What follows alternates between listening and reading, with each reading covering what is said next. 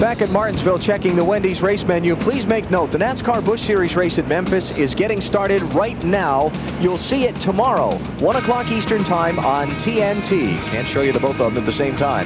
Next weekend, Atlanta for the NASCAR Winston Cup Series, then Rockingham, Phoenix, and the season finale at Homestead.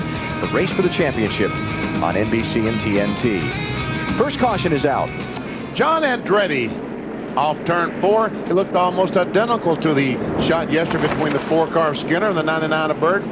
This time, the 11-car Brett Bodine gets in the back of 43, and around John goes, backs off the curve, and no one runs over him. Well, down the backstretch, we see the 44 car. That's Steve Grissom this week.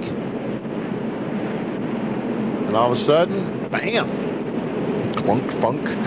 Jerry Nadeau was involved in a go-kart accident up here Wednesday night or something, and they're talking maybe out the rest of the year or something. Yeah, rib injuries for Jerry. Hope he's feeling better soon.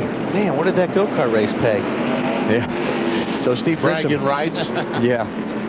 Steve Grissom back in the 44 car for the Petties, and having just pitted under this caution is back in 40th place. From 25th place, Jeremy Mayfield on back, stopped under the caution. The top 24 did not. Here's some Ryan Newman radio traffic from a moment ago.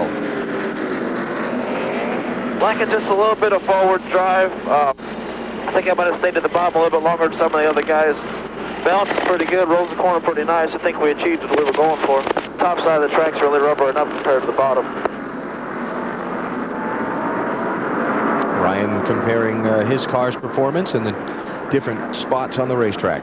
That's been something a lot of guys were talking about too this morning, is rubber in that bottom groove. That's what I mean, rubbering up. Is he talking about debris in the top groove, or is he talking about rubber wearing off and adhering to the top groove? I think the second one. I think it's, yeah, sticking to the top groove. Okay. Which normally happens here at Martinsville. You get that rubber starting to stick right in the middle of the corner. But now that they've grooved that inside, it'll be interesting to see where that rubber winds up. Coming to the green, you see Ricky Rudd and Casey Atwood moving to the inside. That's where the cars that are a lap or more down are allowed to restart to try and get their lap back. So it's Ryan Newman, Ward Burton, Rusty Wallace, Bill Elliott, and Jeff Gordon as they come to the green, and Tony Stewart is back in 21st place. Both the 28 of Rudd and the 7 of Atwood are 2 laps down. I thought that was going to be close when Ryan went for the bottom. I wasn't sure he was clear of Ricky. I was going to say, Ricky got a good shot at getting a lap back, but Ryan got a pretty good restart, so Ricky couldn't get underneath him getting into turn 1 and hold him up in that top lane. What are they saying about the 28, Dave? Well, Ryan was radioed by crew chief, or by his spotter, that the 28 would like to get a lap back if they can, and Ryan radioed back, let's see how the restart goes. The restart went real well for Ryan, and he said, bye-bye. Yeah.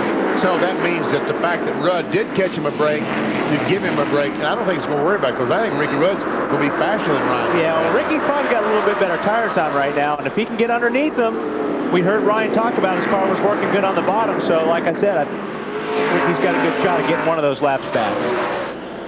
And this is not a place, there are some tracks like Talladega, if you get a lap down, you pretty much consider yourself in deep trouble. Yes. This is one of those places, being 2 laps down like Rudd is, you can get those back. Yep. And he's got one of them back now if the caution were to come out that he's in front of the leader, Newman. Dale Jr. and Robbie Gordon getting into it a minute ago. And there we see it's the classic example coming off the corner. Little contact between the two. And that's where you got to be really careful, because that's where you tear those valve stems off the tires when you get together like that. Exactly, just like Hermie Sadler caught the 48 car of Jimmy Johnson in the left rear. A lot of times that causes those flat tires. Pretty good race for the lead. Ward Burton, Rusty Wallace putting pressure on Ryan Newman. Talked to Ward's crew chief Frankie Stoddard this morning. Said, how's your car? He said, you're really good from lap 10 to lap 30. After that, we're not so sure how we stack up to other people. So he wants a nice long green flag run early in the race to figure out where they stand and where they might need to adjust their car versus some of these others. Tony Stewart still going by cars. He's up to 18th spot. Right behind Mark Martin. He's got all his fenders on. Everything looks straight. So he's picked up 3 spots since the restart. He took the green in 21st there a minute ago. But you see, just being an 18th spot, look at the race chase in the lower right. You see just how far in a lap at Martinsville he is behind the leader. And it's maintaining, so that means all the other cars are running about the same speed as a leader, but now you see he's lost 0.2 of a second. And as long as he stays back there in this traffic, he will lose more time, because these guys are going to get 2 wide and 3 wide sometimes. With the leader just out there riding a clean racetrack for right now. Oh, wow. Drove it in there that time. Pulled it off. Up front, here's Ward Burton going to challenge Ryan Newman for the lead.